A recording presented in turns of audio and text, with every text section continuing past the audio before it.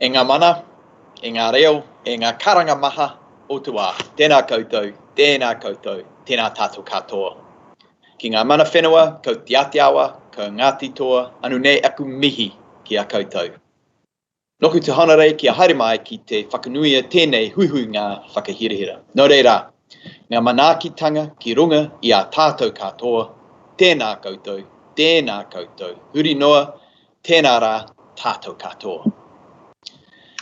Welcome everybody to the third APEC Structural Reform Ministerial Meeting. Whilst disappointed that we're not able to host you all here in person, I'm very pleased to welcome you all virtually to this significant event in New Zealand's APEC host year. As Chair, let me begin by acknowledging the expertise and knowledge of my esteemed ministerial colleagues and senior officials from the 21 APEC member economies. I would like to welcome our guests from the APEC Business Advisory Council, the Association of Southeast Asian Nations, the Pacific Islands Forum, and the Pacific Economic Cooperation Council. I'm delighted that we'll be joined by keynote speakers Mr. Matthias Cormann, Secretary General of the OECD, and Dr. Geeta Gopinath, Chief Economist of the International Monetary Fund. To you all, I welcome your advice and views as we strive to create conditions that will drive sustainable and inclusive economic growth in the APEC region. The major challenge that we are facing today is fighting the COVID-19 pandemic and recovering our economies from the largest global economic shock in recent times. I would like to express New Zealand's deepest condolences over the tragic loss of lives and to all those who are suffering due to the COVID-19 pandemic. All of us are faced with making the right choices for a sustainable and inclusive economic recovery.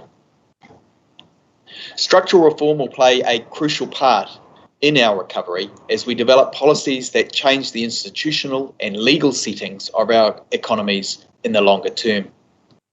Implementing the right structural reforms will help us to ensure that our economies, businesses, and all our people can build towards a sustainable and inclusive recovery and improve resiliency for the future.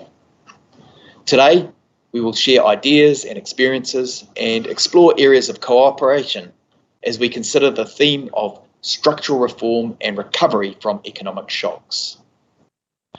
Effective recovery from the pandemic will require all elements of government policy to work together, as well as intergovernmental coordination.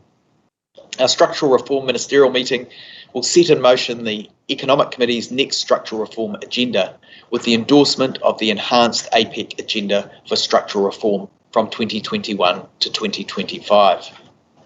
The structural reform efforts that we put into place will contribute to APEC's overarching goal to promote balanced, inclusive, sustainable, innovative and secure growth in APEC economies. We will hear more on the new structural reform agenda in session 1. I look forward to seeking your endorsement of it in the closing session of today's meeting. Today's discussion will focus on two key levers: how a green recovery can help support sustainable economic growth, and the interplay between macroeconomic and microeconomic policies for effective recovery. Both macroeconomic and microeconomic policy responses have key and complementary roles to play in the recovery from COVID-19, and this will be elaborated on in session 2.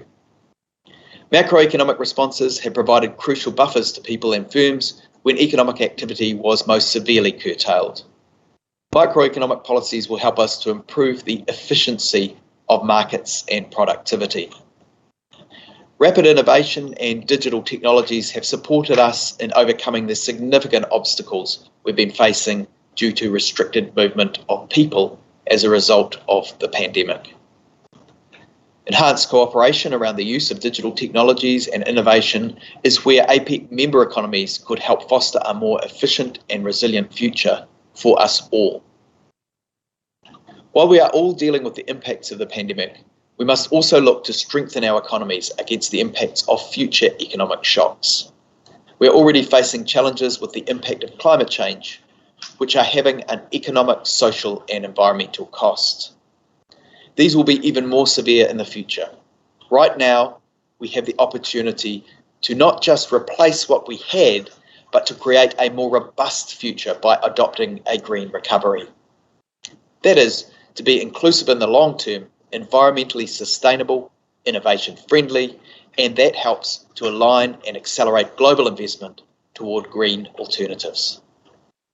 Government by itself cannot effectively tackle the climate crisis that is looming. Together, government, business, and the community must stand together, each taking their role. Climate change is a global crisis, and we must stand together as Asia-Pacific neighbours to meet the challenge, cooperate, and work together towards a common goal of a safe, secure, inclusive, and sustainable future. Collaboration, cooperation, and integration are key to economies in laying the foundations for a stronger, healthier world following the disruption caused by COVID-19. I greatly look forward to the conversations that we will have on this today.